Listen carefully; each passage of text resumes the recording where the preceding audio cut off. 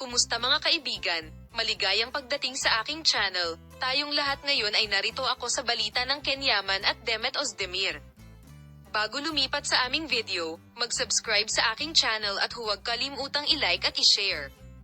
Tumungo na naman tayo sa mga detalye ng inyong balita. Ang gwapong Turkish actor na si Ken Yaman, nakilala sa kanyang karisma at hindi mapaglabanan na alindog sa ibang lugar, ay muling naging sentro ng atensyon ng mga tagahanga.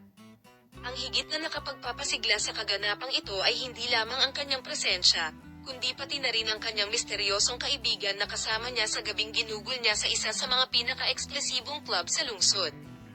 Kasama ng isang babae na ang pagkakakilanlan ay nakapagtataka sa lahat, naakit ni Ken Yaman ang lahat ng atensyon matapos magpalipas ng isang masayang gabi sa sikat na nightclub. Screen heartthrob at ang dalawa niyang estranged na kaibigan. Kanina pa nag-espekulasyon ang media at fans tungkol sa buhay pag-ibig ni Ken Yaman, pero inilabas niya ang kanyang misteryoso kagabi at lalo pang isinapubliko. Nagsimulang umikot ang mga chismis at haka-haka dahil marami ang sumubok na alamin na ikaw ang babaeng bumihag sa puso ng gwapong aktor. Si Yaman ba, sa kanyang karaniwang alindog at nakakahawang ngiti, ay tila nag-e-enjoy sa kanyang dote mula sa pagsama sa kanyang maliit na larwang mystery partner, tumatawa at gumagawa ng magiliw na mga galaw.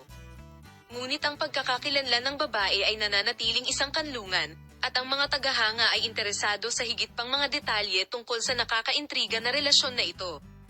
Habang mabilis na kumakalat sa social media ang kanyang mga pangit na larawan at curious ang media sa mga balita, kitang-kita na si Rain ang patuloy na sentro ng atensyon sa kasalukuyan, sa screen at sa entablado.